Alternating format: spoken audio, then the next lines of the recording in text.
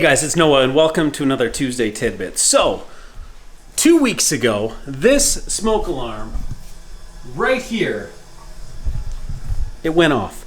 There was no smoke in the house. It told us there was smoke in the house, the smoke was increasing and we needed to get out.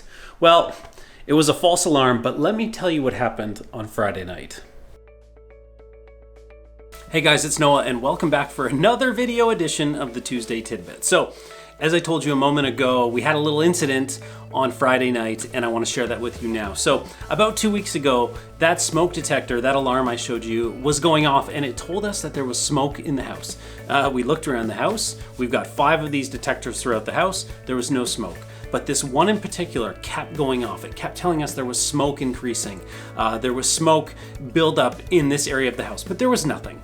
So we took the device down, we changed the batteries, we reset everything, and it's been working fine. Well, Friday night, we're having a little barbecue, a little swim, and my family comes in after a great evening outside.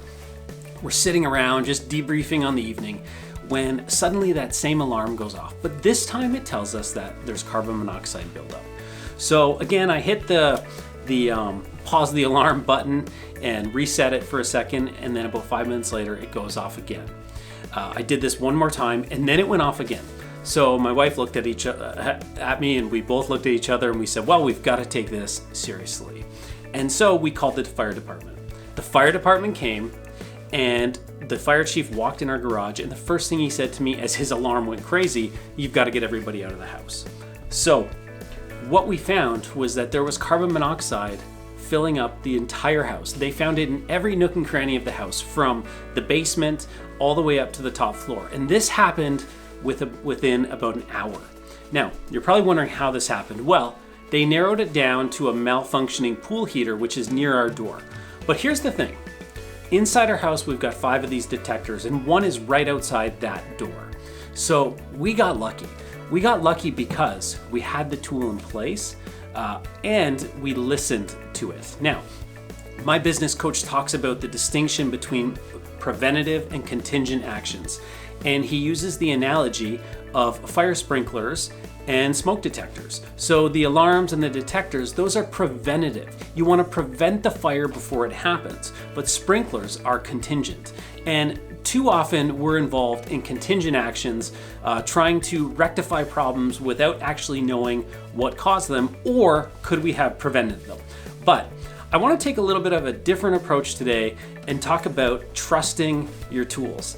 It would have been so easy. It would have been so easy to take this smoke detector off the wall because it malfunctioned no less than 2 weeks ago. It would have been easy to take the batteries out and reset it and avoid the nuisance, and perhaps the other alarms would have gone off, but they didn't. It was just this one at this time. So you need to trust your tools. You need to trust the tools that you put into place to show you when there's a deviation from the norm, to show you when something is changing.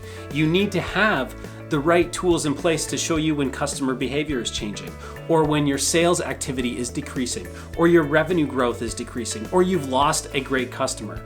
You need to have the tools to show you that. You need to be able to prevent those things before they happen. If you've already lost the customer, that you're now in contingent action. You need to go back and you need to try and save the customer. So I want you to think about that this week.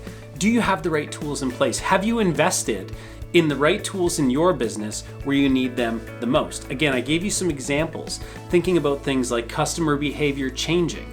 I wrote about this in my first book, that often a customer or two leaving often shows us that there's perhaps a larger problem. Customers often swim like schools of fish, and so if one leaves, it very well could be a warning signal that something has changed. There could be an issue in your service department, perhaps your customer relations team. Whatever it is, this could be the signal that something is happening. Do you have a CRM in place to show you when there's deviations in your sales activity? What preventative measures can you put into place to ensure that customers are being engaged and talked to regularly and frequently and when they should be? So I'm sure glad that we trusted this tool. It could have been a far more grim story for all of us, and it's not fun to think that way, but it's important for us to think about both as personally and also in a business context. There's so much we can learn from this, and I hope you can learn from it too. So that's your Tuesday tidbit for this week. I still need a haircut, as you can see. I hope you guys are doing well. Here's your challenge for this week. Think about your business and think about areas where you need more preventative tools in place to show you when important things are changing.